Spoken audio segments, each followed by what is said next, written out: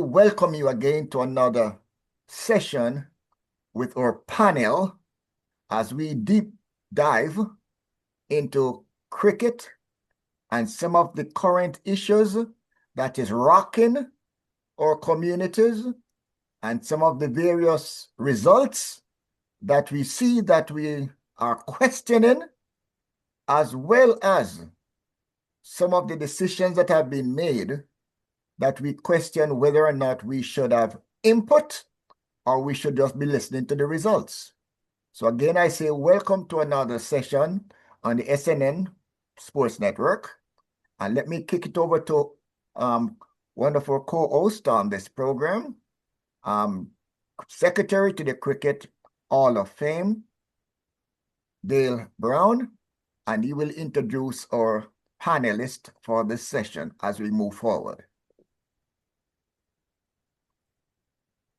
Yes, thank you, Sir Professor. And we are really excited to be here one more evening. And I am really thrilled to be in the company of Hall of Famers and a distinguished Test cricketer who established himself as one of the great fielders the game has seen. So I feel very honored to be among such luminaries. And we are now going to try to look at a situation in world cricket and see how best we can inform the public as to what really happened and why it happened and what perhaps can be done to prevent it from happening in the future, if that is possible. Now, the ICC has had 16 board members with voting rights, and 14 of the 16 voted not to support Bangladesh's stance that they were not going to travel to India for out of security concerns to participate in the World Cup. Now, all of Bangladesh's games were scheduled to be played in India, so they didn't have any leeway, like they could forfeit the point for the game in India or anything like that. So what I will start out with is with our former test player, Mr. Augustine Logie, and ask him his initial thoughts on what happened. Thank you, gentlemen, and it's an honor to be here in such company as well, gentlemen. I think we're all friends, we're all cricket lovers, and I think at the end of the day, we want what's best for cricket, not just in the Caribbean, but world cricket. And I think we've labored the point in our previous conversation some time ago about the genesis of this whole affair with Bangladesh. We talked about the BCCI and the intervention with KKR. On the level, not many people, in fact, from reports from India, no one can identify exactly who from the BCCI who would have sent the information to KKR to basically leave out the young Bangladesh player from that particular franchise.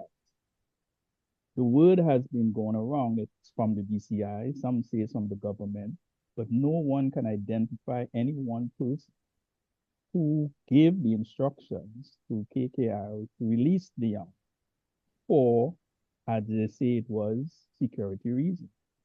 Once that was done, then of course the reaction came from the Bangladesh Cricket Board and their government, asking whether or not for some clarification. And I don't think any clarification has been given. So I don't want to just speculate. But the facts on the ground is that the Bangladesh Cricket Board would have asked for some security guarantees, because I think they were saying if it is, you cannot guarantee security for one individual, how would be to guarantee security for management, for players, family, fans, reporters, X, Y, and Z. So what it really boils down to, for many on the ground and in the know, it is more of a political decision. Because remember, at one stage, there were accusations of Hindus I think being, if not abused, Hindus in Bangladesh not getting the opportunity to be involved in elections. So on the ground, that was what was said. And of course, they accused the Bangladesh, some of the militants in Bangladesh of, conspiring to really and truly do damage to some of the Hindus in India. And I think all those things came to a head. Many people are pointing to the head of ICC now, Jay Shah, who is also BCCI was involved with the BCCI and still is, has connections, his family connections, have been politicians as well. So when you look at the surface, there's so many issues there. But I think on the long and short of it is that the rest of the cricketing community really and truly have not given Bangladesh the support that possibly Bangladesh felt they would have gotten to at least move their game from India to anywhere else. In fact, they was hoping to go to Sri Lanka. Unfortunately, that wasn't granted, and the decision taken was that, hey, you're going to be out of the cold. And that's where we are at this point in time. I don't think the Bangladesh Cricket Board is putting up any kind of defense as far as they're concerned. They put their cards on the table, and that's basically what it is. The government have responded, and they have accepted, I guess, the decision at this point in time of the Indian cricket of the ICC. Many people feel ICC is just an arm of the BCCI, and because of the tremendous amount of influence they have, financial influence, the backing, they seem to be able to get almost everything they want. And most of the other boards at this point in time seem to just go along. So, in the way the world is going now, it seems as though might is right, and at the end of the day, once you have that, everything else take a backseat. So integrity and rule of law and all these things seem to take a backseat. But I think it's rather unfortunate that this is where we are at this point. Thank you, Gus. And John, your thoughts on the same subject? Again, a very good evening to our panelists, our listeners, viewers who will be picking up this broadcast at some point. Thanks for joining us again. And I have to wonder, Neil, and I've said it several times, if the India, Australia, or England had requested that the game be moved, would it have been moved? And I think it's Bangladesh do have a valid concern about security because, if I might say, the volatility in those areas in in cricket with the nation, their political views, and I think Bangladesh, and I don't see why the ICC could not have said, okay, let's play those games in Dubai then, or in Sri Lanka.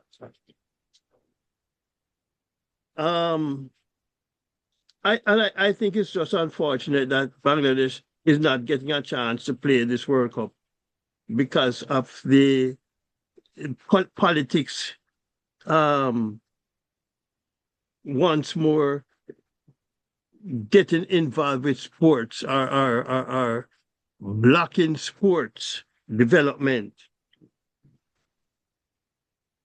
And so, I feel for the players. Why not? Why couldn't the games have been shifted to another venue? ICC said that they made the request too late.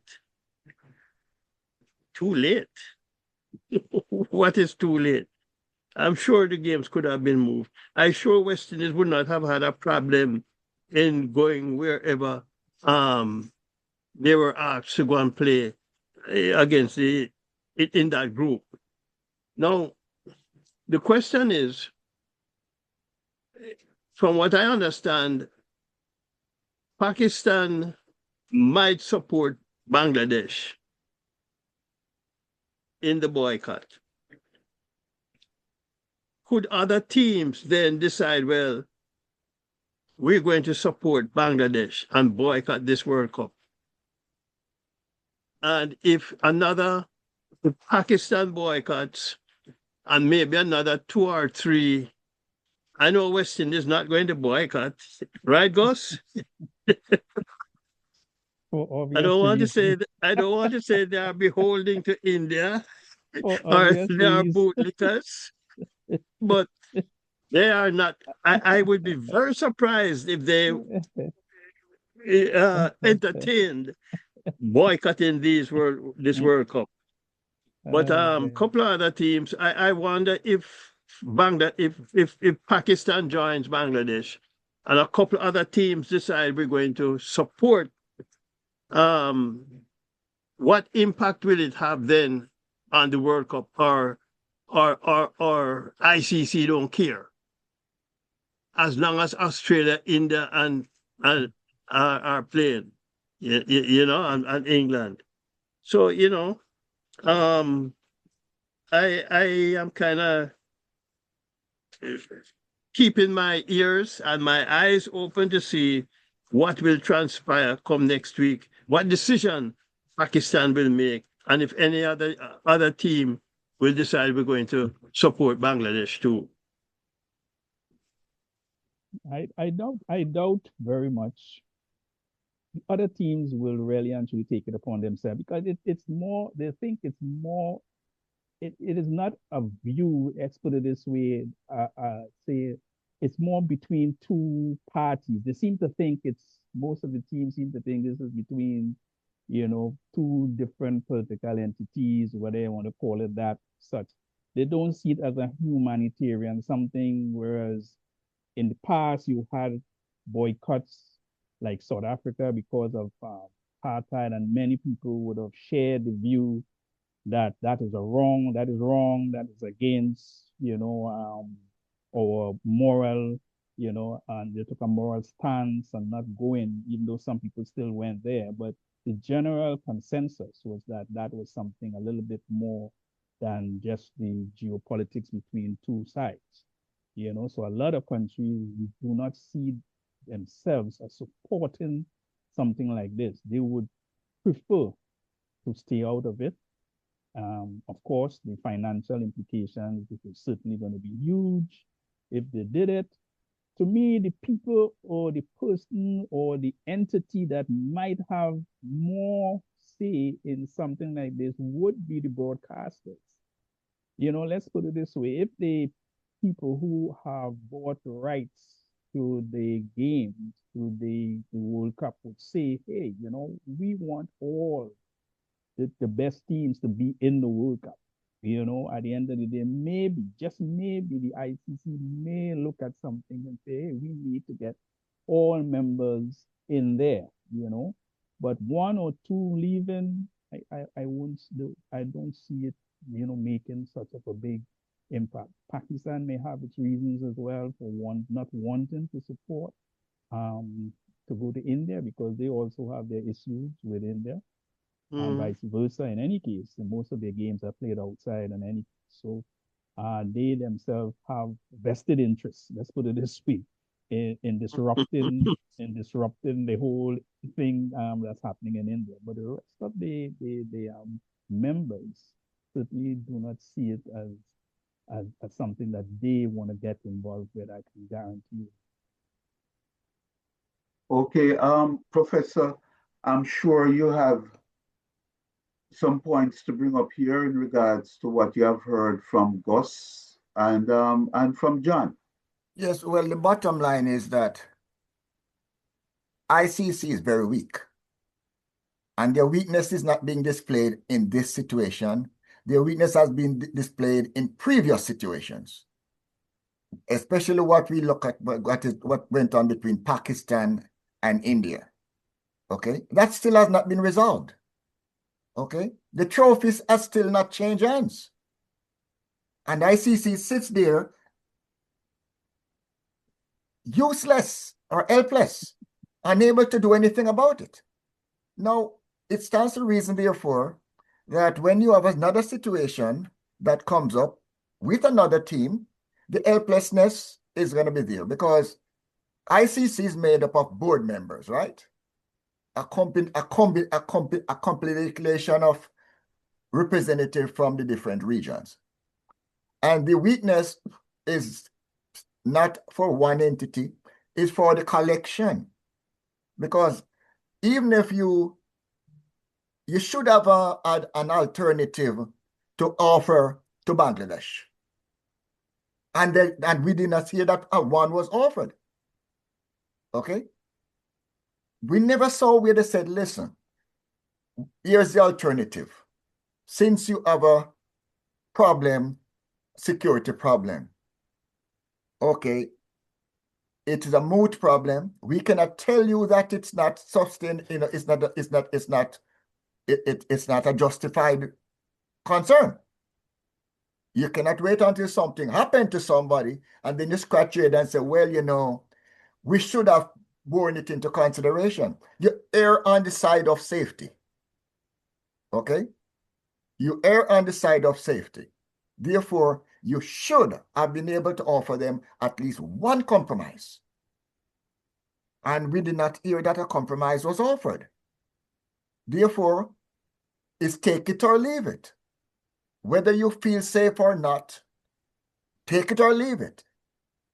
You feel safe or you don't feel safe, we don't care. You have to play where we say you're supposed to play. That is the message that is being discussed out in the streets. Yeah. Okay. And the only reason that is so because Bangladesh doesn't have the currency as Australia or England, or at the end of the day, even you're small, you're small. Yes. People say, I mean, so you're really at the end of the day, that is basically what you're telling me. It's almost like in a bully situation. It is a bully. It is a bully have, situation. You really have no choice. I mean, it's like the United Nations. 99 countries vote to do something and one country veto it. Mm-hmm. Okay, so you can expect, therefore, that when you run into a situation where one member's views and concern is dismissed, because that it has been dismissed. Yeah. Okay, how can you now come back to that same group and lobby for something for yourself and expect to be supported by Bangladesh? Okay, how can you come back now when you have an issue, when you raise it, and you expect to get justification? That is the weakness of ICC from my point of view, where no matter what happens, you say ICC is not going to do anything.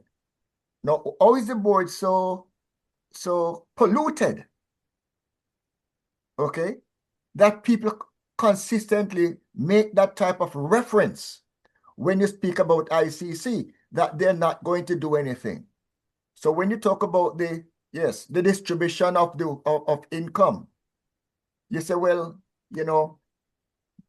they're not going to do anything. Okay, that is just the general response. They're not going to do anything.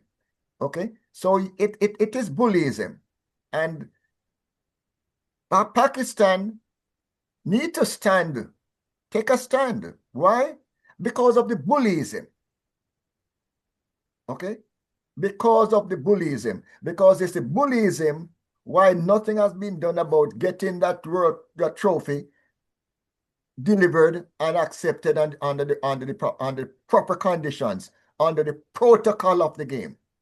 Okay, where one big guy says, I am not going to retake it from somebody, and the board the board can't hold him accountable or can't enforce any type of leverage or discipline.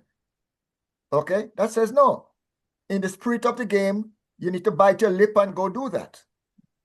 That has not taken place, and the world is watching. Yes, Brother Deal. Let me ask this question, Gus and Deal. Mm-hmm. The ICC board,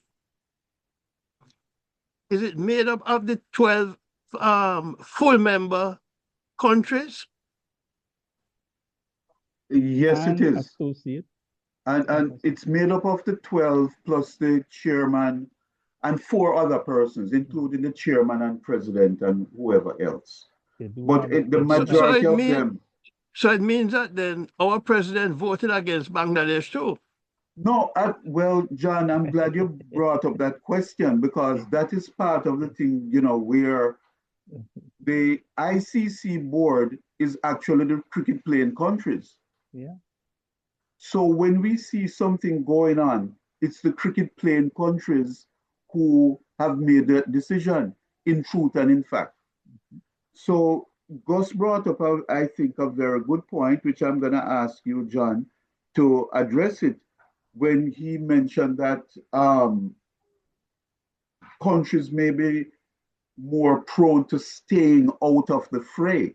And if you look at the other instances where there have been a boycott or whatever, that seemed to have been the normal. You want to stay out, you're on your own. I'm not going to support you in any way, shape, or form. So, for example, in 92, when West Indies pulled out their women from the World Cup in protest of South Africa and apartheid, nobody went with them. Nobody said, you know what, West Indies is right, let us join them. And in '96, when India, Sri Lanka, and Pakistan hosted the '96 World Cup, Australia and West Indies refused to travel to Sri Lanka. Nobody backed them up. Both of them refused to travel to Sri Lanka. So, John, in light of that, and I can bring up some other instances, what do you think about that point about staying out of it? It's your fight, I'm staying out of it.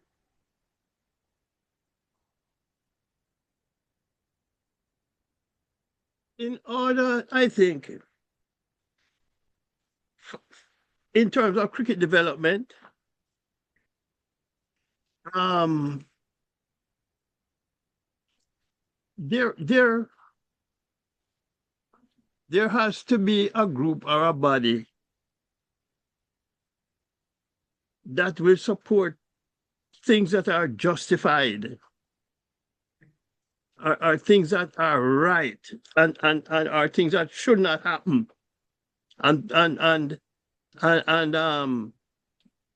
board chairmen can stand up and say, no, that is not right. We're not going that way. Instead of just going along with, if you want to call it, the norm.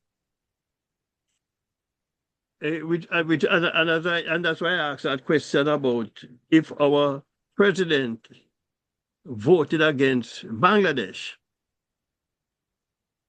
or does he have a vote in that situation? Yes, he does. They all did. Yeah, I think absolutely, John. the All idea, 12 yes, members do. they all. I think the situation may have been like everything else. If I am speaking to you off the record, I might say, look, this is not good. You know what I mean? I really don't agree with so. But then when I go on the record now to give you that support is a different thing. I am weighing up my losses. I am weighing up what it would mean for my players to not take part. What it means for my country to not take part. So at the end of the day, all I can say, let's let's say we in this room together like we are. The ICC, the Bangladesh proposal is on the table because of what has transpired. Now, ICC might say in that particular meeting, well, look, we have spoken to BCCI, and the BCCI and the government of BCCI told us that there is no threat to you, at the end of the day. So at the end of the day, are you willing to now take what we say, based on whatever flimsy evidence you're going to give me? But that's basically what they would have said to the people in the room, that, we can offer you security if you come. It's up to you to decide if you want to come or not. You understand? And based on the political to and fro's, the Bangladeshi might think this might be also a good opportunity to really introduce co-op points as well. You never know. But the point of the matter is that ICC would have spoken to the BCCI. BCCI, being close to the government of India, would have said, look, we can guarantee your team, regardless of what we did with the young man, we can guarantee your team. But Bangladesh decided, hey, I am not taking that, where did you get that security, report from? It maybe wasn't as independent as should have been. I don't know. But the point is that they just said, they're not happy to go. So you sitting there and hearing that, you say, okay, well, good. I'm cool with that.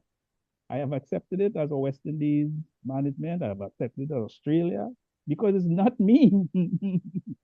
It is not me who directly is involved. You see? So, I mean, this human nature is unfortunate, but that's just the way it is. It calls self-preservation. Whether we like it or not, we are living in a world today that self-preservation is what is going on today. We just have to look at it right across the waters. There are people who will know what they're doing nowadays wrong, but they will support it because self-preservation.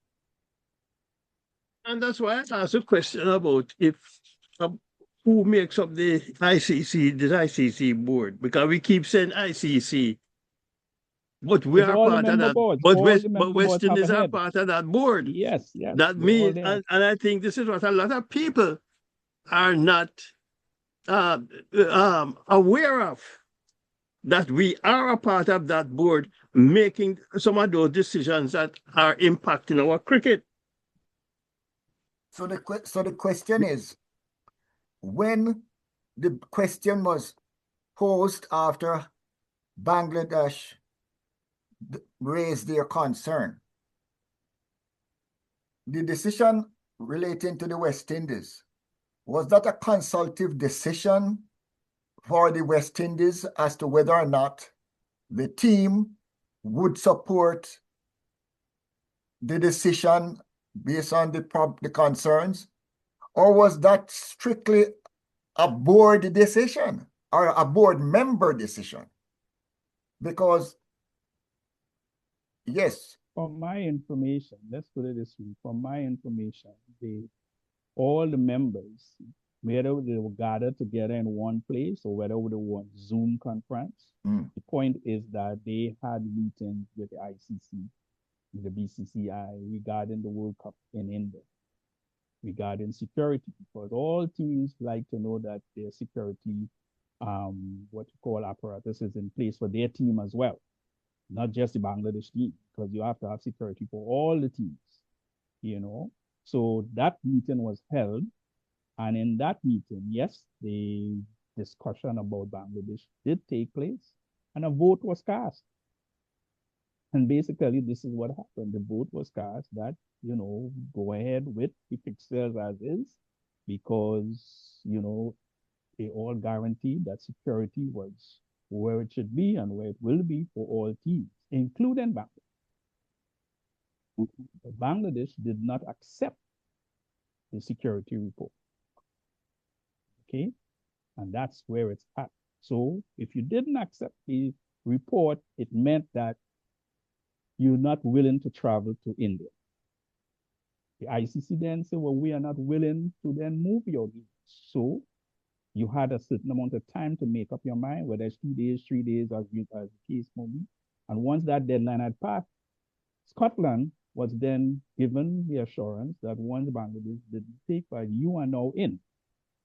Scotland is already, I'm certain some of the guys already getting visas to get down to India. I think just recently you read where 1 or 2 of the Scotland players who have Muslim names, and they usually find it difficult to get visas. Well, ICC sort of sorted out, and they have visas to go down to India. So they are on their way to India. It's a given. As I said before, we are in a situation where they had also, Pakistan was given a deadline as well. They were given a deadline. Pakistan is saying, we are saying we needed to have a discussion and to decide if we're going to be in or out. So right now, we're basically waiting on Pakistan to say yay or nay. I mean, my gut feeling is that they will say yay. And my gut feeling. The question also, is that if this was India and India said that we are not going to Pakistan to play any games. Well, that has been so for a long time. They're not going to go to India, to Pakistan and play games. And what And what Pakistan is not going to go to India and play games. So that's why they play in a neutral venue. so what They have done it before. so the fact is that that neutral venue has been accepted as an alternative. As a given for a team like Pakistan and India playing together. Do you know that all ICC tournaments, India and Pakistan always meet in some game, whether it's in the same zone and then later on, because it's a big money spinner. It's one of the biggest money spinners out there. Don't forget that, gentlemen. An India-Pakistan game is like a war. There are millions and millions of dollars is betting on that. Millions and millions of dollars. So they're not going to give up that, but they will play it elsewhere. So, and that is the point. You see, that is the weakness of the board is relative to the fact that they really make no decision. It's the money that makes the decision. That's what I said. The people who might have the power so we don't to really make a decision would be the sponsors, the people who put money in buying the ICC tournaments. They might be the one to have more influence in saying, gentlemen, we want all the teams. If they can be that influence, they can be the one to make a difference. But they're not going to do it because they have what they want. Gus, I think that is a very valid point that you bring up, because what we are asking is for member countries to investigate their own self. And they're not going to do it. They're not doing it. No. It's as simple as that. Simple as that. We make up this panel, and then you're asking us to govern and punish ourselves when we do wrong, and they are not going to do it. You know, as when I say not in this present structure, they are not going to do it unless there's some external entity out there who has jurisdiction over them.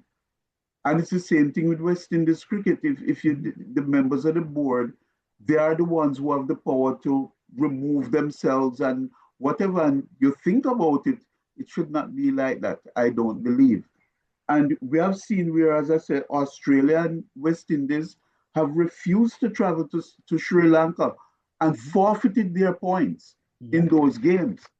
And worse than that, if you remember, Gus, in 2009, you may remember this, and other panelists, when Zimbabwe had to pull out of the World Cup because the British government would not issue visas to them.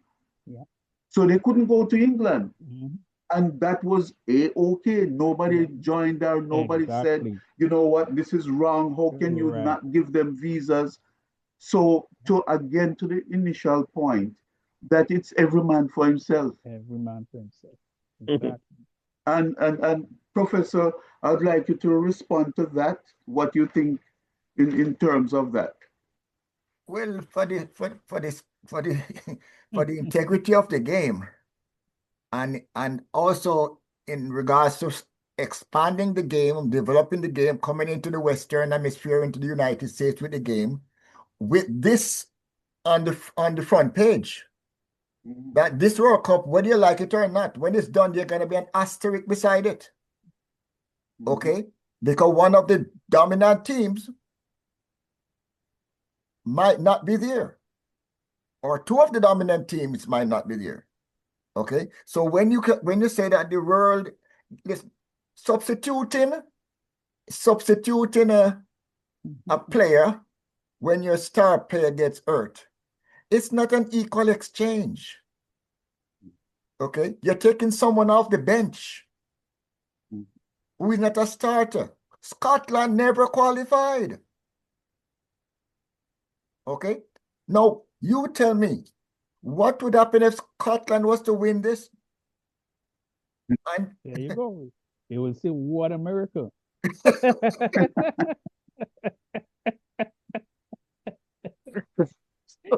Underdogs, you know. This might be a good topic to go into, because when you think about it, in the West Indies group, and this would be Bangladesh might have been an easier proposition for West Indies. You never know, you know, barring whatever happened in the past. But Scotland have beaten West Indies in a World Cup in Australia in the qualifiers some time ago. Yes. Knocked Yes. them out, you know what I mean? And also when we were in qualifying for 50 overs in some way in Zimbabwe at some place, Scotland was one of the teams that also would have beaten us. So it's not going to be an easy ride. These teams are well prepared. You know, it's not like 15, 20 years ago. These guys are professionals in the true sense of the word. They have been honing their skills, improving their skills. They're becoming very versatile at this particular format.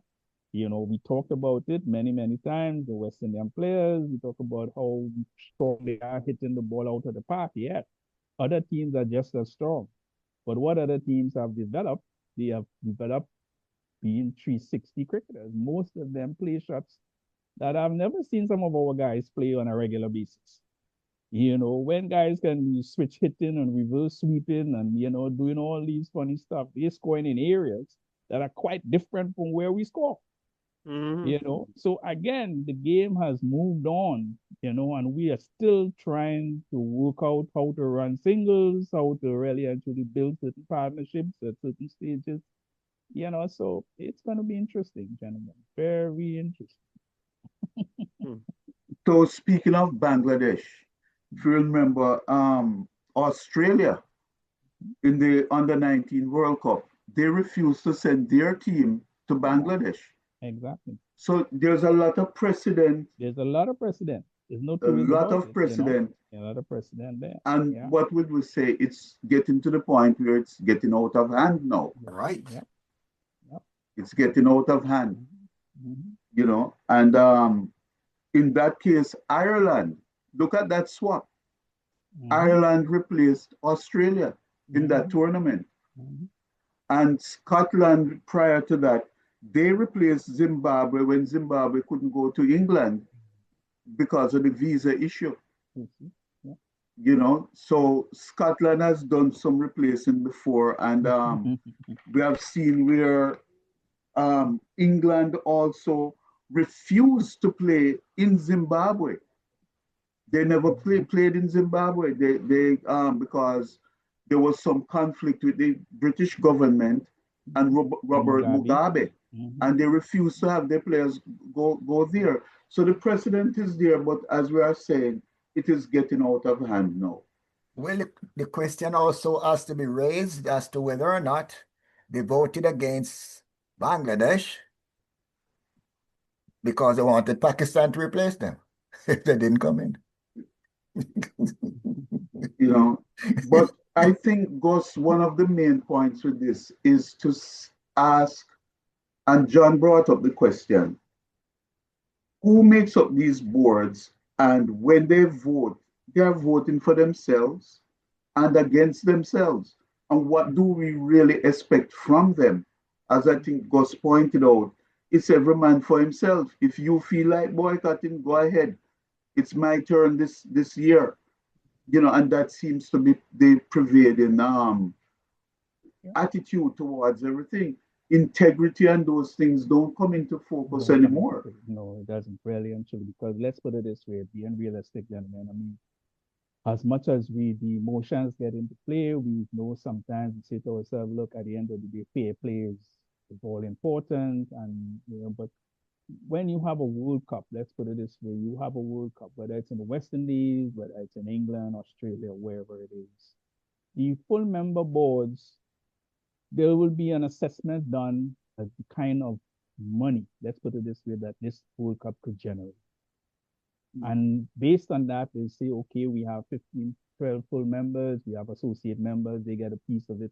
But the full members, they will be telling you in advance, you stand possibly to make at the end of this, the television rights and all the different things. If your team gets to a certain level in the tournament, it could be a close to $20, $30 million that we could be passing on to each board at the end of it. Really and truly, which board, really and truly, especially in the Caribbean here now, would say to 20 or $30 million when you're already here and they cannot even host tournaments? They are now, you know, pushing back tournaments, they're pushing back this, they're pushing back that. They don't have the money. They're begging sponsors from the Caribbean to come forward, corporate West Indies to put money into West Indies cricket because they feel corporate West Indies have benefited from West Indies cricket and they're not putting back as much. They're not going to, they're not going to go in a situation like this and say, we are not going to have it. We're going to support X member or Y member, especially when X member or Y member doesn't have the financial backing to support them in the future. And that's just the reality of the situation. So it is really a situation that comes down to my finances. I am protecting my area. I'm protecting my finances. I'm protecting possibly at the end of the day, my existence. Because I have no doubt that something will happen to Bangladesh, God forbid. Maybe some other actions might be taken against Bangladesh for pulling out of this particular World Cup. I don't know that it will just die a natural death. I think something else is going to happen, whether it's a suspension, whether it's fine, because at the end of the day, you are telling me you are disrupting what we as a board, we have agreed to in the past. So I would think that there will be some sanctions to the Bangladesh Cricket Board from, well then, whether you call it from ICC or ICC being an extension of BCCI. John, based on what we have discussed so far and what we have heard, so explained with such clarity by Gus and yourself and the professor, what would you suggest the way forward? Because it's an issue, it's there, but we can't have these things recurring every tournament or every other tournament. So the way forward, something has to be done. For me, there's only one way forward, is that cricket is reorganized similar to football. That you have a governing body governing the sport. And that in itself going to be very difficult because cricket is so, as a sport is so different. I mean, in football, FIFA governs, or their branches govern tournaments. In cricket, it's not the same. Every country have their own little tournament going on now with the advent of white ball of 2020 cricket. And so when ICC said they're playing a 2020 World Cup or one day international World Cup, I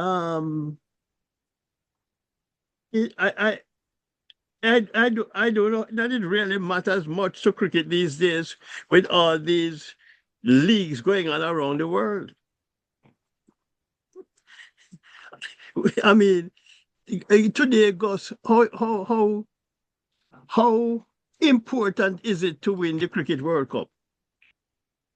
Yes, from you a get you get financial well, you get point of view, financially, yeah, yeah, it carries a lot of yes, finances, yes. yes. And at the end of the day, ranking points, you get that for the next tournament, and of course, you get the exposure for your young players out there. Again, possibly to get even bigger, contracts in these IPL and Well, yeah, other yeah. leagues. So it's a showcase because everybody wants to play in a World Cup. You know how many guys who would have close to retirement, delay their retirement just to play in a World Cup and to win as you call it, whether you want to call it win a ring, but to win a World Cup, you get certain benefits. No two ways about it. It lifts your country. Let's think about it. If West Indies were to win this World Cup, everything that would have gone in the past 2-3 years would be forgotten for quite a while. And I suppose it lifts the players' It individual lift, yeah, profiles definitely, too. exactly. Everything will be lifted. I mean, Coach Sam will be there for another 5 years. So, it tells you what a World Cup can do. And of course, the Western Cricket Board will have the kind of finances they want to really and truly have more tournaments, spread the money around to the different countries in the Caribbean to develop their cricket programs. So many things could happen. Again, sponsors come on board. Everybody wants to celebrate a champion. So once you are a champion, everybody comes on board. So you hopefully would be able to market that, bottle it, and see how you could really actually, improve the image of the game going forward. So it could be a catalyst for improvement in the Caribbean. Likewise, if you lose the World Cup, again, it's back to this drawing board, back to square one. I mean, when we look at our young I know we're going on from there, but we talk about the under 19 team. Before the young under 19 team left, there was a lot of hope, for them getting into the semifinals at least, at least going further than they went the last time.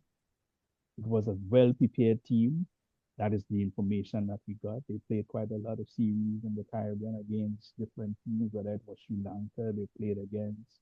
I think they would have played against England. They did very well against those teams. And many of the players performed creditably. And they certainly did do pretty well over there as well. Unfortunately, the game that would have meant a lot to them had they won it would have been the Afghanistan game. Had they won the Afghanistan game in the first round, brilliant, then you take those points to the Super 8. So having not taken enough points in the Super 8, even if they had won both their games in the Super 8, they would have still been in a situation where net run rate would have been able to dictate how far they go. But having just taken 2 points in and then they won one, so they got to 4. Had they beaten Australia, they would have had to beat Australia by a fair amount to improve their net run. So they and Australia and possibly Afghanistan could have been on the same 6 points. Let's say hypothetically they had won both games. They would have been on 6 points each. But then still the net run rate would have effectively put them out. So they were in a difficult situation. So really and truly, when you look back, they had to have won the game against Afghanistan. Was the game that really and truly knocked them out of the tournament. Really and truly. Yeah. Just to run back with someone mentioned FIFA, and Professor, you I think will love this. You have 211 countries in FIFA, and each country, whether you are Brazil, Costa Rica, or Tanzania, your vote counts as much as West Germany's, as Argentina, as any other country. It's one vote for one country, which means that the smallest country has as much power in their one vote as anybody else, which is much, much contrary to what happens in ICC. In cricket. In cricket. And FIFA, Professor, is a centralized body, whereas ICC is more of a coordinating body. They don't have that power for whatever reason. So that structure will have to change. And hearing what you're hearing me say about FIFA now, with one vote, one country, one vote, I'm as important as you. And that, of course, now goes down to revenue sharing also, because the smaller countries get the equal amount as the larger countries in that pool, because the pool is for development. So, Professor, your thoughts on that, sir, please. Well, you see, I think FIFA did not come out of the colonization that the British did, which caused the disbursement and the development of cricket in these colonies, so to speak. Okay, now when you look on the soccer field, you have 10, 11 men on each side. When you look on the cricket pitch, teams, you have 11 men on each side. It is 11 playing against 11. It is not the 3 million population or the population of the West Indies playing against the population of India. Okay? We don't say we have 29 million people playing against 1.5 billion people. Therefore, they deserve a bigger portion of the pie. It's 11 on 11 on the field. So you would expect, therefore, that across the board, if you're going to play a game in India and you have another game in the West Indies, when you play the game in India, whatever the gate is, you split it even. And when you come to the West Indies, whatever the gate is, you split it even. Because that is how you would expect 11 against 11 is going to sit down at break and drink water. You don't bring out 25 gallons of water for the Indian team and bring 3 quarts for the West Indian team. So there's equality across the board until it comes to dividing the spoils. Then the lion says that he's bigger than the wolf. He eats more. Okay? So ICC don't have the backbone to look at FIFA and say we need to up and change this slackness that we're doing. They don't have the backbone to do it. And I'm talking about the members of the board don't have the backbone to do it. Because, yes, you say, oh, no, they're not going to stand up against India. Well, in that case, you don't need a board. You only need the big 3 to tell you what to do. Because if you're going to go to a board meeting and all you're going to do is collaborate or agree, you don't have to attend meetings for that. Okay? No sense attending meetings because you are not going to disagree. And when one person disagrees, the rest of them are so scared to side with Bangladesh that they vote for the vote with the lion. Now the question is, you might make the money, but the respect is not there for India. The respect is not there for UK. And the respect is not there for Australia. It is consistently spoken about.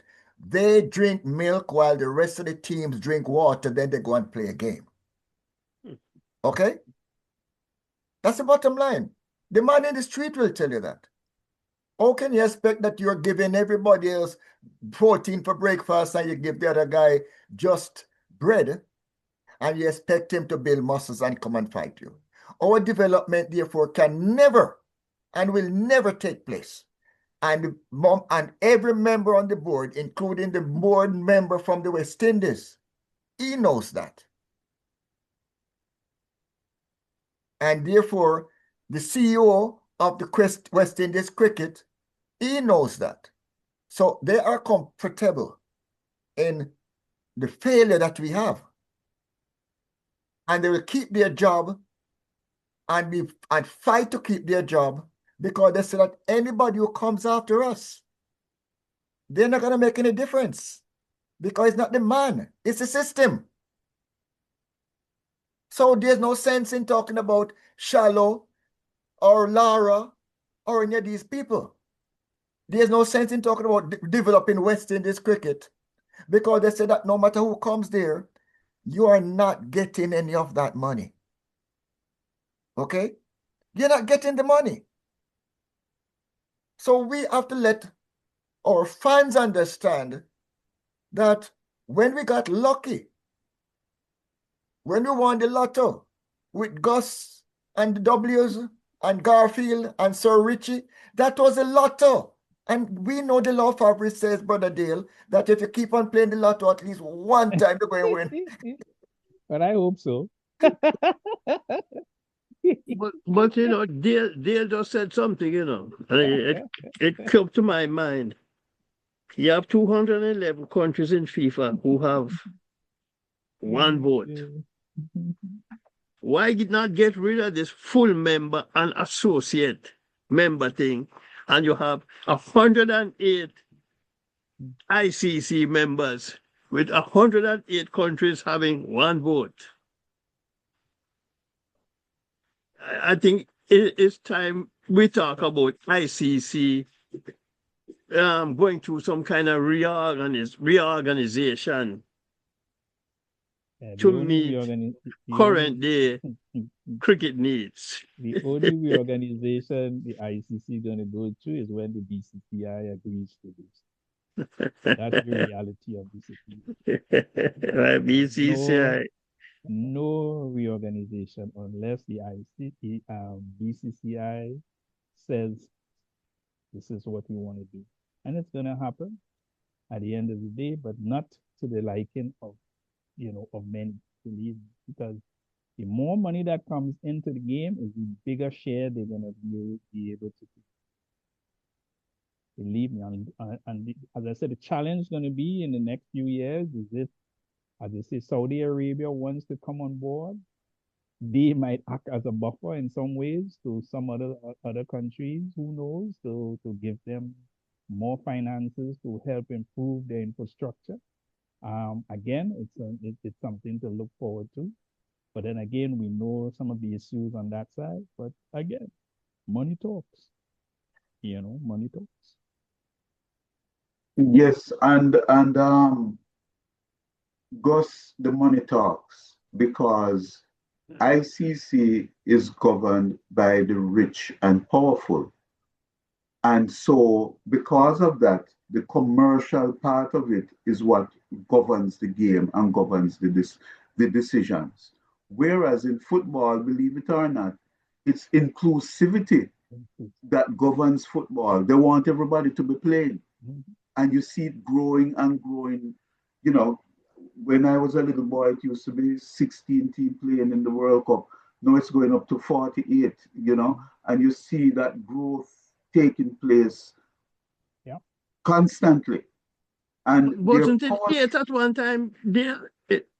Eight player World Cup? Yes. In the early days. Yes. So, so when you look at the power structure in, say, FIFA, where you have that Congress, what they call the Congress, with the 211 member countries, everything else comes from that Congress. The president is elected by that same Congress. The FIFA Council is elected by that same Congress. And that's why everybody is so important. In cricket now, you have in 12 countries, and they are looking out for themselves, and they just vote for whatever suits them. And so I would say it would appear that whatever the governance structure is, it would have to change because these people are not going to change. And I know Professor has his ideas with that. And I agree with it. They have to change. The structure has to change. And it is here now what is our role as media and people listening to us, because a lot of people are listening to us and they are now realizing that, for example, West Indies voted against Bangladesh. Right. It's not India that voted against them. India alone. West Indies did too. So whatever we are holding India to, we should also hold our own board to that standard. But the deal, yes, sir. As to the fact that they asked for the game to be changed or to be played in a different place. The fact that we can look back over time and see the amount of times that teams have decided not to go to the World Cup because they have a problem. Now, you might say on this occasion that this might be a lesser problem than the ones before. It's only lesser to this board now, because the other boards when the teams boycotted, you know, they were faced with a similar challenge. Do we address the situation? So we are looking at a repeat of boycotts or withdrawal, and it's going to continue for the next 40 years because nobody's talking about solution. Because if they had set up a solution from the very first boycott, then you not about the rest of boycotts. Because if you determine when you're setting up the platform that you're going to have 2 neutral sites in East Coast, West Coast, or East Indies, West Indies. You have a neutral site where if there is a problem, the games will be played at this neutral site. And all board members vote on that. That rather than someone forced to withdraw because of a problem, we have a neutral site in the East Indies. We have a neutral site in the West Indies. Okay? Where if there's any type of situation like we have now, we will play that game in this neutral site every year if that problem comes up. Okay? Now at least you're saying that you put a solution on the table. So when you come with a problem that says, I am worried about my safety, you say, well, you know, you might be a little bit, you know, you might be a little bit paranoid, but we have an answer for that. If your team is willing to give up their their funds that would have got at home, since, you know, are in this case, if we're going to move it, then the team that has to move is going to get the lion's share of the purse from that neutral site. Okay? So in other words, if Bangladesh wants to move and Sri Lanka does not want to, is not going to have the home game, then when they go to a neutral site, Sri Lanka gets 66% of that gate. And the team that requested the move, they get 33% of the gate. Okay? Now, it cuts out the idea that you're not gonna attend the game, that you're gonna withdraw. And you must be therefore comfortable and so you're so justified in your reason why you're not gonna play in India that you're willing to take a 33% cut instead of losing everything. Because when you withdraw, you get nothing. And you don't play the game. But you say, no, I will go and play it over here. And yes, we will take a lesser amount of the purse because we want to play the game. But we do not want to put our life ourselves at a risk or in harm's way. That might be just one of the ideas that you can float out there. Okay?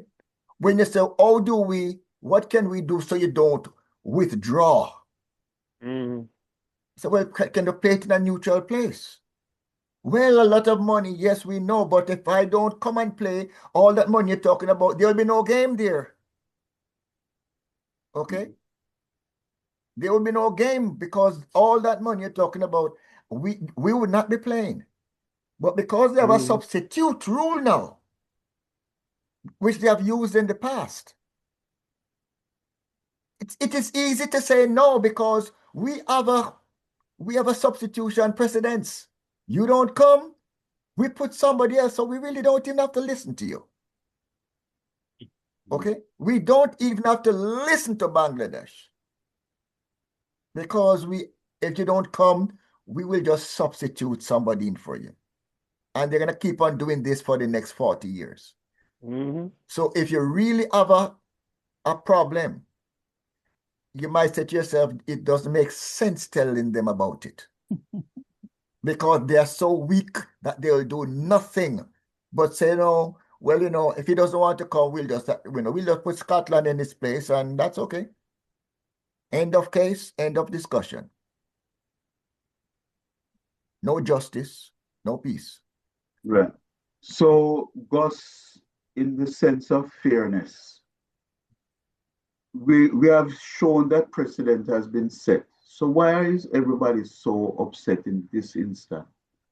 And I would venture to say that the last big global event when India was permitted not to forfeit points or anything, but to go to an entirely different venue and sit over there, and everybody had to travel over there to come and play them. Mm-hmm.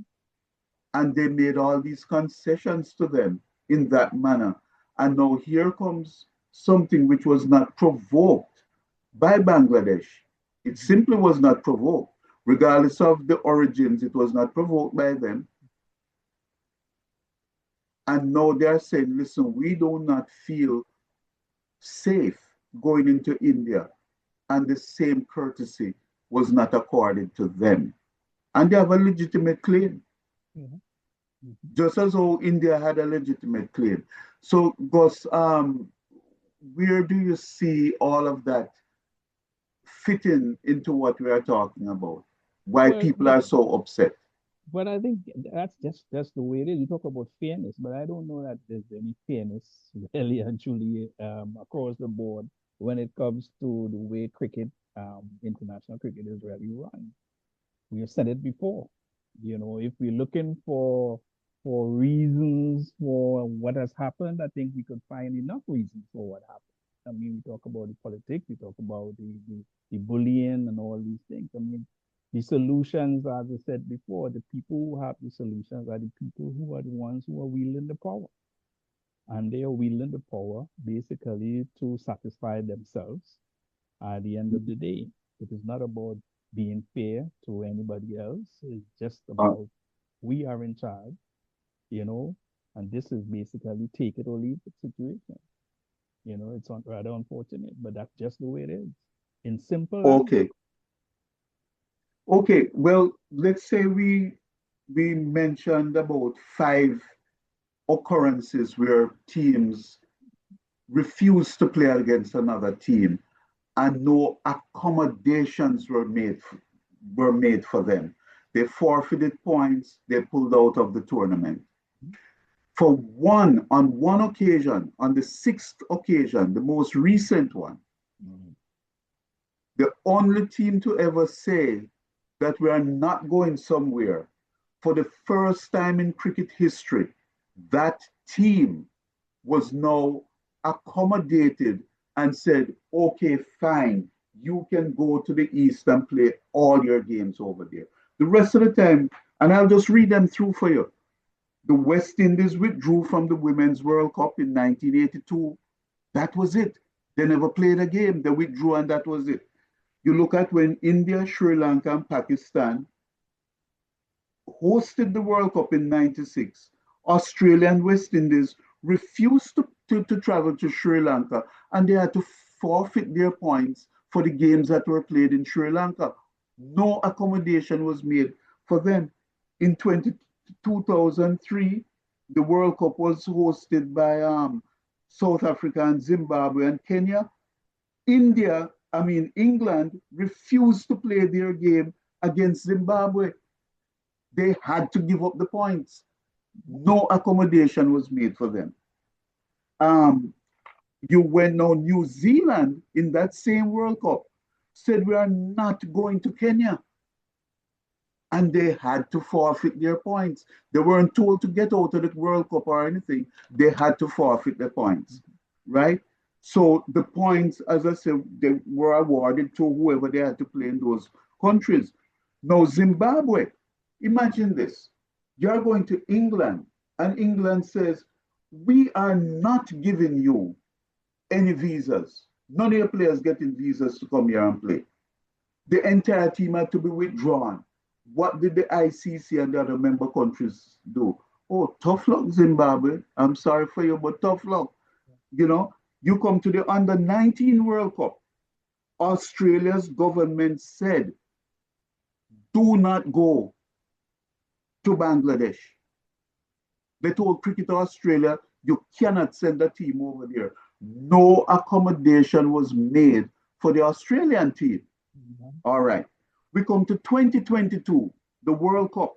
New Zealand did not travel to the West Indies because they did not like the quarantine, how it was set up, and the fact that when their players returned to New Zealand, they had to go on quarantine again. So they pulled out.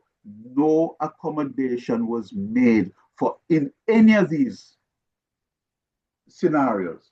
But now India comes up for the first time. You're hearing about India now saying that we're not going to go to Pakistan.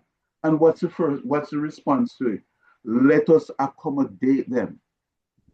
Let's give them a five-star hotel to live in. Wherein everybody else, including England, including Australia, were never ever accommodated. We can say fair or not fair, but they were not accommodated. Why the difference this time with that's India? why I'm telling you, the difference is quite simple. The financial clout that BCCI has, no other cricket board has it. It's as simple as that. There's no other So, reason the BCCI has more clout in world cricket than any other team, whether you like it or not. That's okay, basically the so situation. You just have to look and see how many Indian players play in anybody's tournament anywhere in the world. None. Unless that they get clearance from the BCCI or the government to go. And most times they go is when they retire. well, right. Well, you You know what though, understand what I'm Gus? saying? So, Yeah, at the end of the day, yes, it's wrong. Yes, it's not right. But that's just the way it is. now, Gus, on today, I'm going to tell you something. I will guarantee you that at least one of us will be alive when that cloud that you're speaking about, that sea is going to come off of that cloud and it will be allowed. Well, I hope so. It will, I because hope with so. our voices, we are not going to sit here and say, oh, that's the way it is. We are going to say that's the way it's not going to be, because we are going to work tirelessly to make people understand what is going on, because it's not just about fairness and all these type of things. It's about equal rights and justice. Yeah. That's what it is about. Once upon a time, my dear brothers, once upon a time, it was okay to enslave a man and treat him in subhuman bondage. Once upon a time, it was like that. It was that same money clout that made them do it. Well, that same money clout is going to drag them down. And it is people like us that's going to force it. John, what do you have to say about that, sir? Yeah, but I agree with you, Deal, that the way forward for cricket is more parity, more. I'll go back to what I said before, that instead of having 12 full member and 96 associate members, you have 108 members of the ICC cricket board, our cricket board, Mm-hmm. with each country having an equal vote. So that when something like this comes up now and Bangladesh says, well, we don't want to go to India because of security reasons, it's put before the board and the 108 countries vote on it. Mm-hmm. And not just 12 or 13, 14 guys.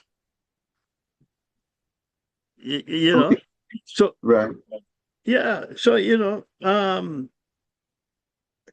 cricket administration will have to change. And I like to refer to a line from one of Mr. Marley's songs, It takes a revolution to cause a solution. Mm-hmm.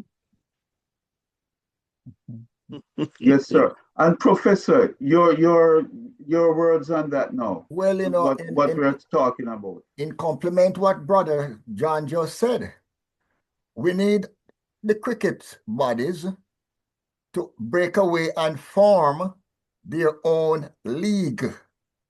You can put the 3 super leagues, leave England, India, and Australia to play among themselves, okay?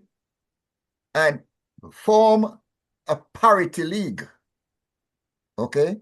Where you say that you're doing this in the hope of developing cricket. Because when you do that, you can adopt a FIFA model, okay?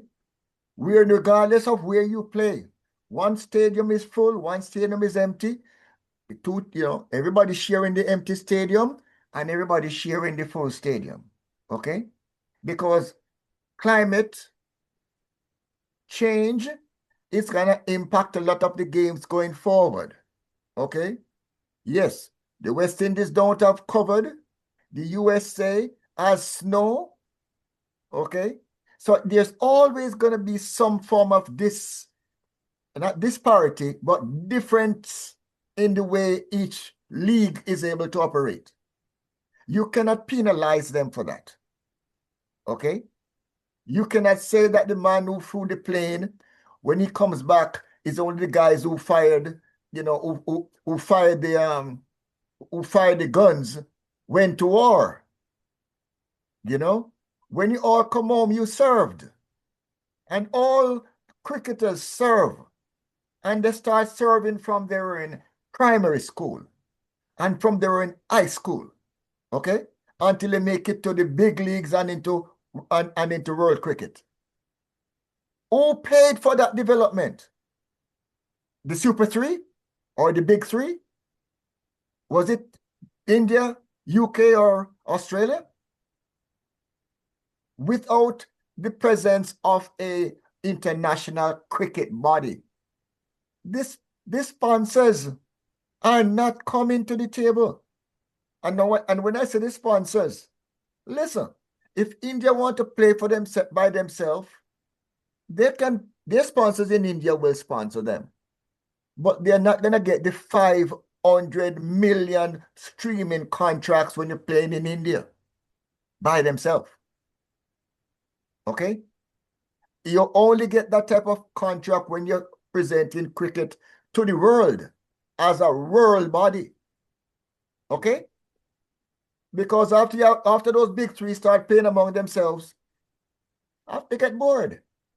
Because they're going to see what? They're going to see parity now in the rest of the world, just like you have in FIFA. You hardly have a repeat champion in World Cup soccer. Very rare. Anymore. Because even in other sports like NFL, football, baseball, basketball, they have a thing they call the draft. How does the draft work? The team with the worst record gets in the joint for the #1 pick. Why? Because they want parity. Yeah. They want them to compete. So if you have the worst record, you get the best player coming out into the league to uplift your team. And all the teams are happy with it. Because they know that when they're at the bottom, it's their turn. Yeah. Okay? We don't have that type of mental thinking when it comes to cricket. No.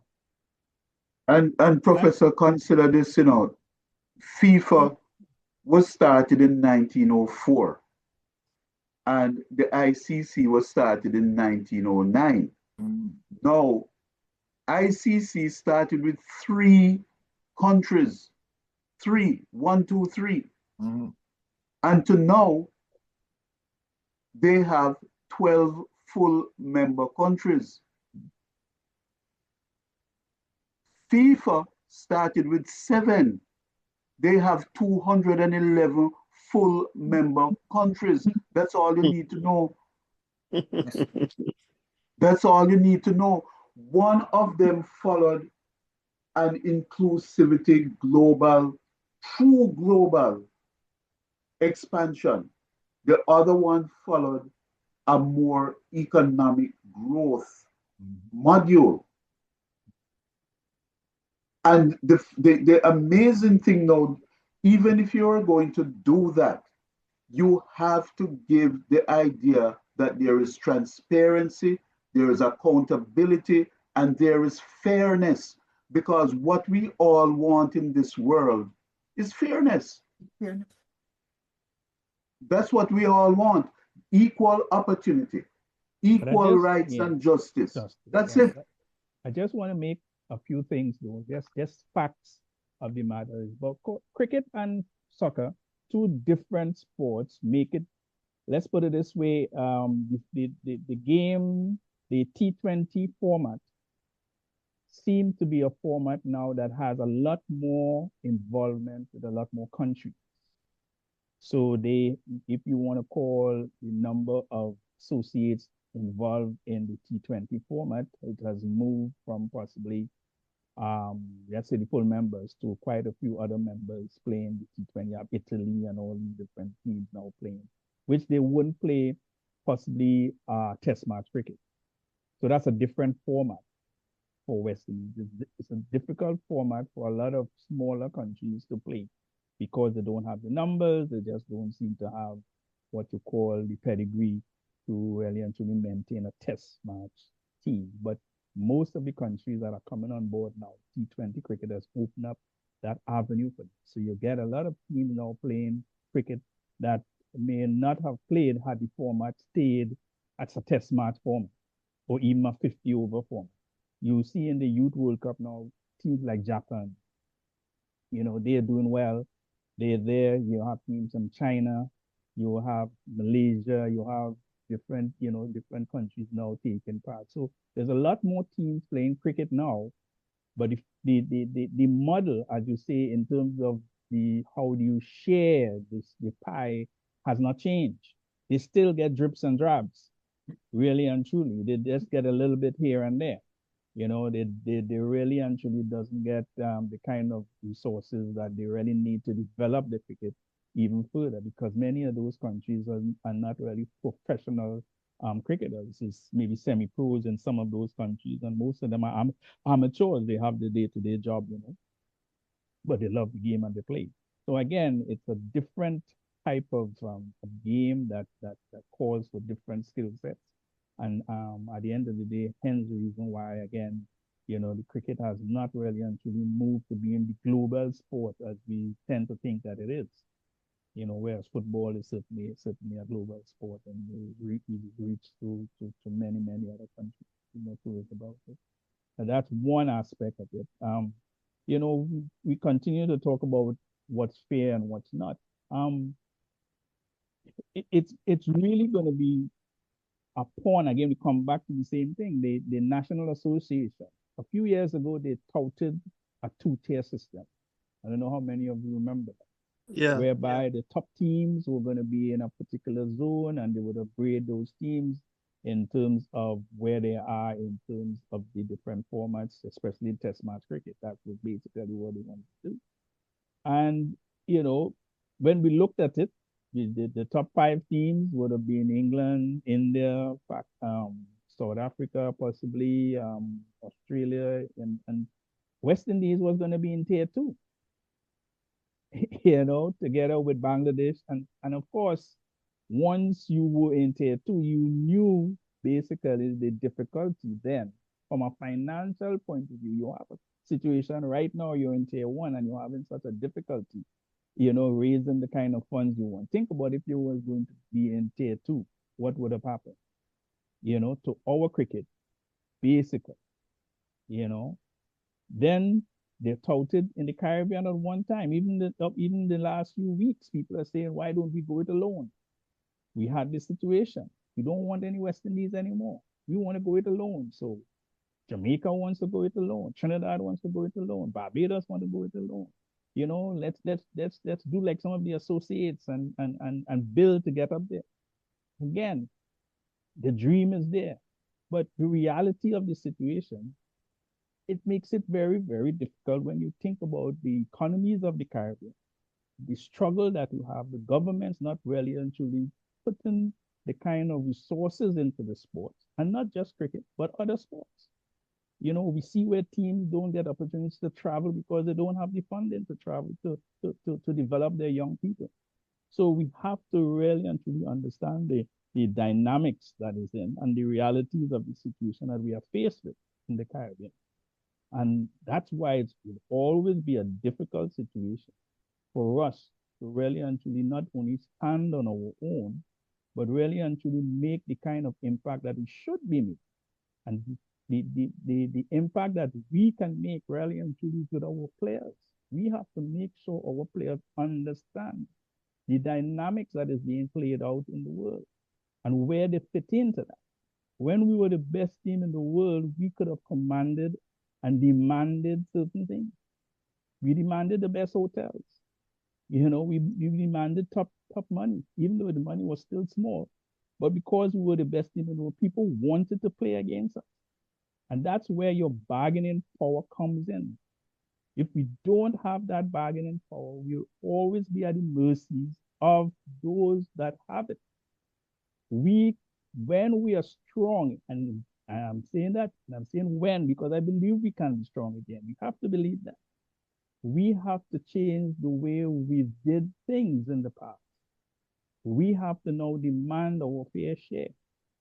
But until we can get to that stage where we can demand our fair share, you know, we have to accept certain things. At the end of the day, people like us, we can talk. But the people who are in there, they are the ones who have to understand. They are the ones who have to make those decisions, you know.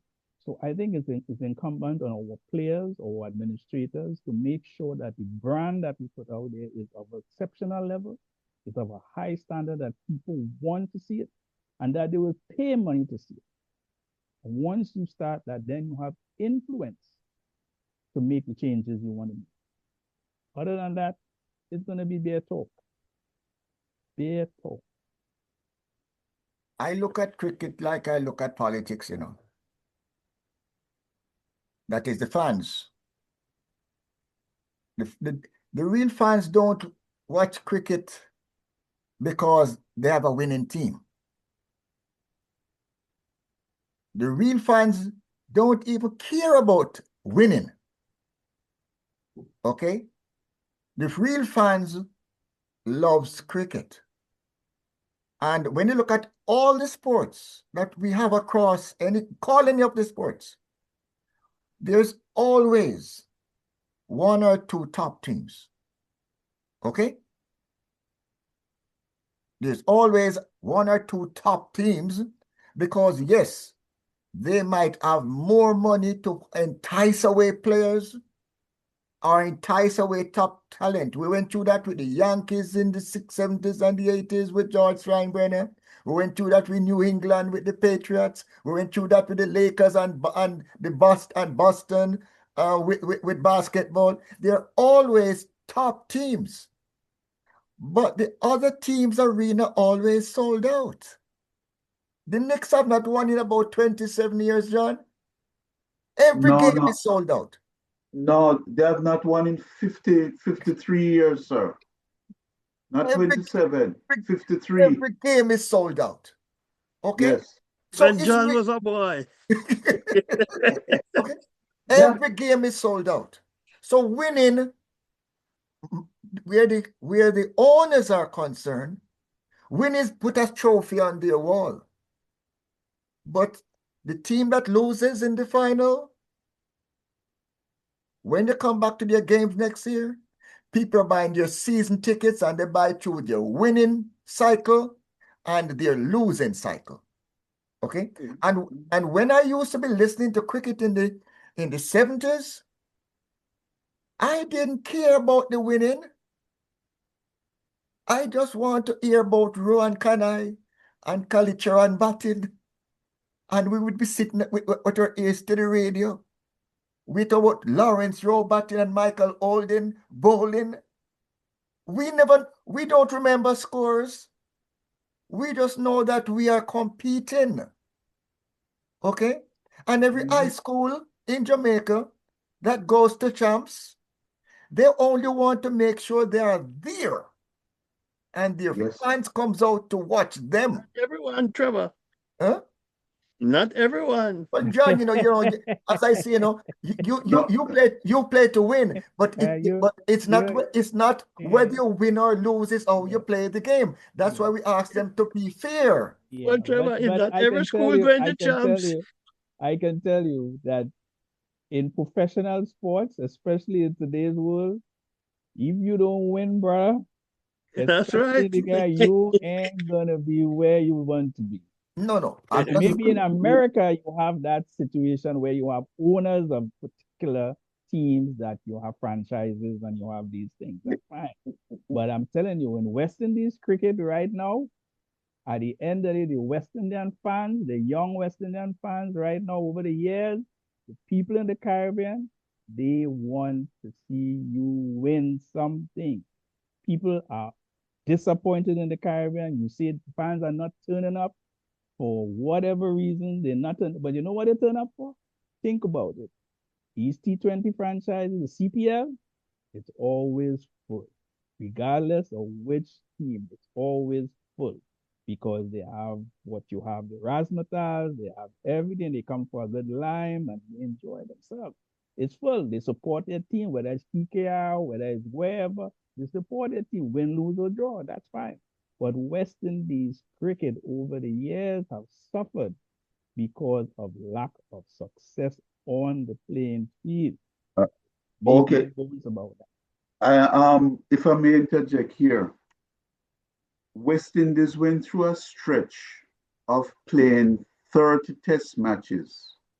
And in those 30 test matches, they won two out of 30.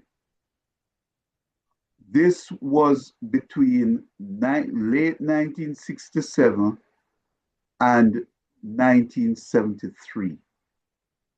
2 out of 30. And all the grounds were packed, left, right, and center. Why were they packed? Because you wanted to go out and see Garfield Sobers bat. You wanted to see Rohan Kanai bat. You wanted to see Lance Gibbs bowl. Right. And so people are looking at the product. It's not just the winning and the losing. It's the product that you're putting out there. And I lived through it. I'm not reading through it or walking through it. I lived through it. I used to travel just to go see Lawrence Rowe bat when West Indies were not winning. When he came on and played for West Indies first, they were not winning. Absolutely not winning. It was not until 1973 against England when Kanai took over as captain, we won that series. It was our first series win from 1967. You're talking a period of 6 years. We never won a series in 6 years. So the point is not so much to argue about that, is to look forward to the future, look forward to the solution, because we have been through it before and we have survived. We have come out of it in pure gold, so to speak. We have come out through it. But everybody's a naysayer saying it can't be done. And of course it can be done. It can be done. We have done it already. We have been in a worse situation or as bad a situation as we are in now. And I lived through it, and it never stopped me and my friends and the thousands of spectators who went to Sabina to fill out Sabina Park, watching us lose game after game after game and draw a game and can't win a game. We still were there supporting the team. That's right.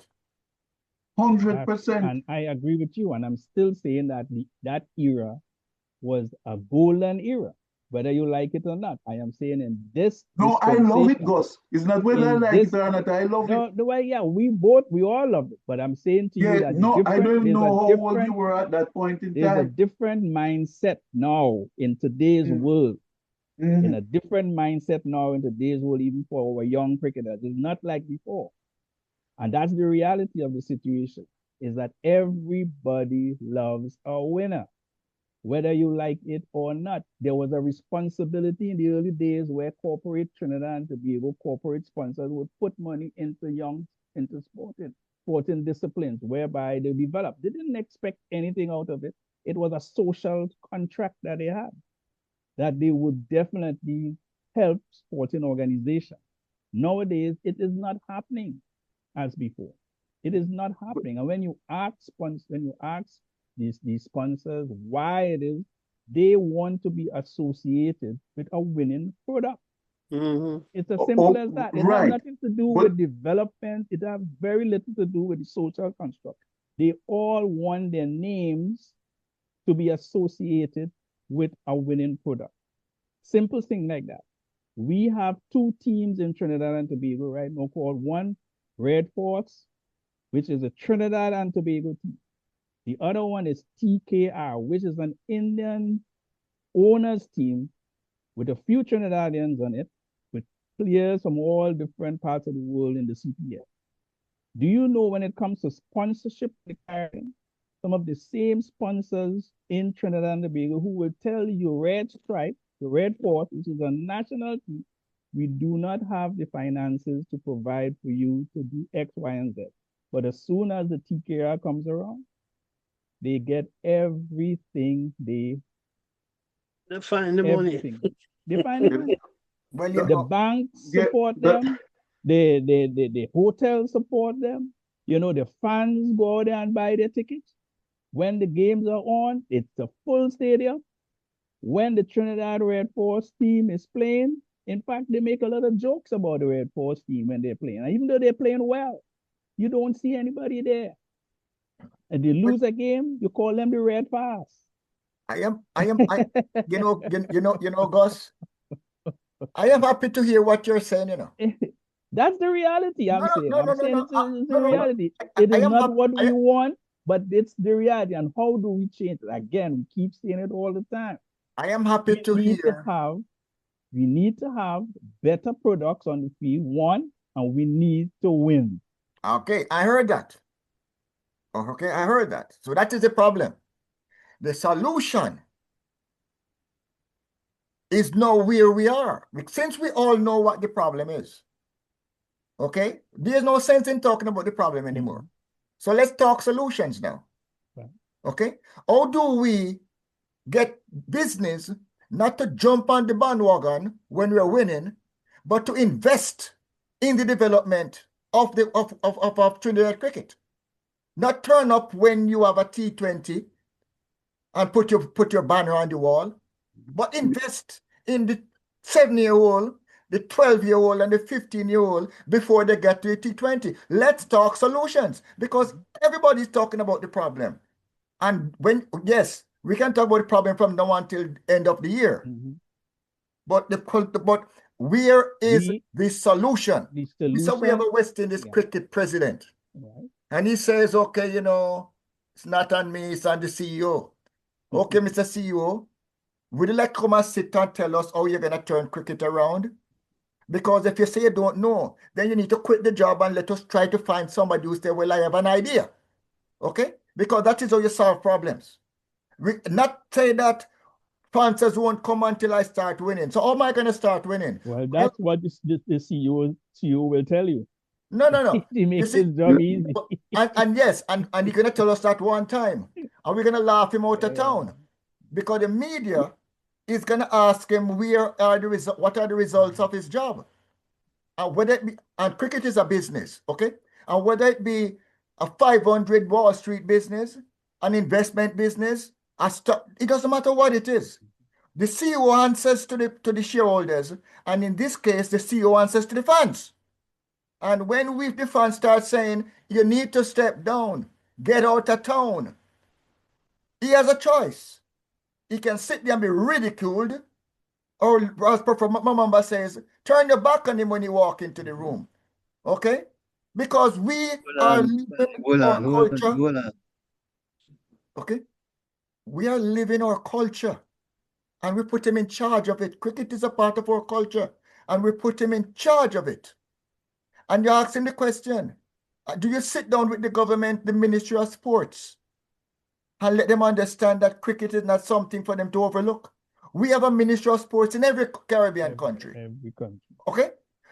What have you gotten from what has West Indies cricket gotten from all the islands where sport is concerned? Put it in a package and say, this is the development package. We have sold it to them. And when I can't sell it to them, I'm going to call Brother Sir Garfield to come with me. Because then people don't understand what, how cricket used to strengthen the economy. So no, we want to what? We want to build the tourism because when hurricane come, that's the only time we lose money. Or we want to say we want to go drill, and when hurricane come, we say that's the only time we lose money. But what about the integrity of our culture? We talk about the money, and I'm talking about the kids that keeping out of the gangs because we investing in them playing sports. And when the kids when people play together, they don't kill each other. Okay? So when you sell cricket, then you're gonna get the support at the ground level.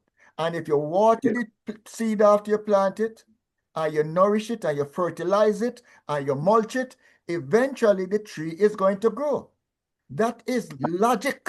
That is how it works for every business out there. So why can't it work for cricket? Yeah, but they will tell you that that's what they've been doing. They will tell you that.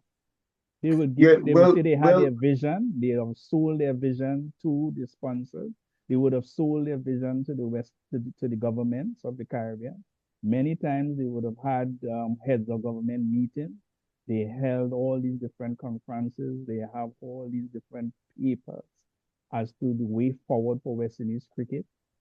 They've had numerous international and national and local players on these forums giving their input. They've had business people as well coming forward with their input, So at the end of the day, then they would have selected the individuals who they believe would take charge of that development program that they have, And at the end of the day, what you see in the Caribbean is a rolling out of so many things that they would have said was the way forward, was the vision to revive West Indies cricket. And for 35 years or more, we continue to be in a revolving door going wrong and wrong and wrong. We talk about a roundabout, And the roundabout is a failure. Well, of course, we made 2 strides here and 2 strides forward and then 2 strides back. And we have to change that. That's my point. Professor, what is the definition of madness? Huh? Doing the same thing over. And that is what we're doing. Yeah. Okay. So if we don't listen, I said ask the board to step down. Okay, because they admit that they are failing. The statistics, the results, we don't see the results. So you could meet with Tom, Dick, and Sorry Harry. When you come, so did you get the results you wanted? No. Well, so just like we talk about changing our opening batsmen, changing our bowlers when they're not effective. Why would we punish the bowlers by changing them when not effective? But when the board sits there and say, well, we tried, something, let me get somebody else to try now. Okay, Mr. CEO, it's time to step down because after 10 years, you're not moving forward. You have one step backwards. Thank you, but it's time to move. Time to go on. We are reluctant to make change because we don't want to step on anybody's toes. In my body, my friend, I used to, so we don't want to hurt anybody's feelings. So let's hurt the fans' feelings. Okay? Let's hurt the fans' feelings. Let them sit. The reason why US cricket got their board disbanded and a trustee had to be taken over is for the same slackness. Okay? That they're not resigning. But you don't have any result. Well, me not coming off the board. Okay? And we're going to sit there and suck it in. Yeah, Professor, allow me. Listen, we can say all we want to say. Exactly. The bottom line is simply this. There's money in the Caribbean that can be invested in cricket and anything else. There are rich people. There are business entities. There are banks. There are everything there. We have some of the greatest leaders in the world in the Caribbean. We have one of the greatest prime ministers in the world in the Caribbean. We have brilliant individuals. And when we sell ourselves short by saying, we can't do this. This is not gonna happen, then it will never happen. Never happened. It will never happen. So what I go through and will show to anyone, when they were thinking that we were zooming out there, we were not. We were happy and contented to stay in five-star hotels and didn't realize that our bank account was not swelling up. That's where the problem was. You understand? We were ready for the fancy whatever and do whatever and be contented with that and don't realize that we have to build a solid foundation. We have to do it. Right now, cricket in the Caribbean, and I can tell you in Jamaica, the participation rate has gone down by 75% if you look at it at total participation. Because those are statistics that we keep, we track it. And it's not because the team is not playing well, it's because the children are not encouraged to develop a love for the sport. And they don't play it in the schools anymore. Not because the kids rebel. The kids were there playing, and all of a sudden the gears stopped coming in. It wasn't because the team was losing. I did not say I don't want to play cricket because Ron Kanai was not playing anymore, because Kanai was replaced with Viv Richards, Kalicher and Lloyd and all of them came through. And whether they won or lost, it did not matter. We stay up, even today, we stay up all night, all ungodly hours, watching the game and stuff, and people who, everybody's now a secret fan because nobody want to admit that they stayed up all night watching these games when we travel all over the world. So those things are not a problem. The problem is we don't believe in ourselves. That is the biggest problem. We don't believe in ourselves. When Ajit Wadikar from India had to get a pair of cricket boots on Gary Sober's brand new cricket boots because he didn't have any. And when we traveled the world and gave away our expertise for free, whose fault is that? We gave it away because we were contented with living plush and nice for a week or two, and didn't realize that our bank accounts wasn't being affected. We had a secretary who was the Secretary of Cricket West Indies for 21 years, from 1980 to 2000, 2001, working out of the trunk of his car. That is love, that is passion. He wasn't getting any money for it. He was not getting any money for it. And for 20 years he ran it. It's a man named Stephen Camacho. And once he left, 20 years, one man. The next 24 years, 8 men did the job that he was doing all those years. It's mismanagement and people without the requisite competencies that have been put in charge of our cricket. That is where our problem lies. And any other business, your CEO, you're failing, you're out of there. The only man who cannot get fired is the man who owns the team. And it's the West Indian people that own the team. So we can't fire the fans. Therefore, you fire the president, you fire the CEO, you fire the coach. The NFL just finished their season. How many coaches got fired? Oh boy. You don't produce, you can't blame the fans for a team's ineptitude. You blame the authorities. They have to take the blame. And Brother Dale, just a quick interruption. It makes us the laughing stock of the world. Yeah. Okay? It makes us the laughing stock that we're making excuses for the board, a failing board. We're making excuses for a failing president. I said you need to pay shallow because uplifting West Indian cricket is not a part-time job. Not when we're failing. When you succeed, you can say, well, I'm taking time off and going on vacation. When your house is on fire, it's not a part-time job. You pay the man so he can concentrate full time on changing the cricket. He's smart enough. He's educated enough. Where's the CEO? Nobody mentioned the CEO. Get rid of the CEO and give Shallow the job and let him go change the cricket world. We stop, we sit here as media people like so we're trying to make friends. Okay? We're trying to make excuses and make friends with people. The fans the fans want us to speak on their behalf.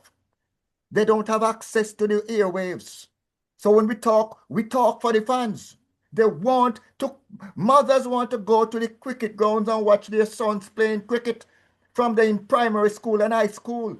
You tell me one performance where the kids go out and the parents don't turn up. But we don't have the foundation in place anymore. So how you expect them to turn up when you're playing test cricket when you never even did anything for them when they were trying to play Pee-wee Little League cricket? So the schools that you had 80 of them, now they down to 20, and you expect fans to be in the stands? Oh, man. John, you have been quiet. John, call it for you, John.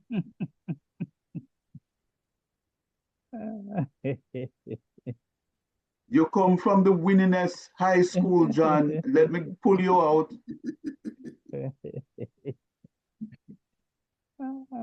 Is he I think he muted? has mute. He's on mute. He's on mute. It looks like he's talking. Yeah, and yeah. don't know No, that he's on mute. and I always told Trevor, I play to win. And I mean, and I played with a club that sometimes, anytime we lose, there are a couple of players who cried in the dressing room after the game because we don't expect to lose. Right.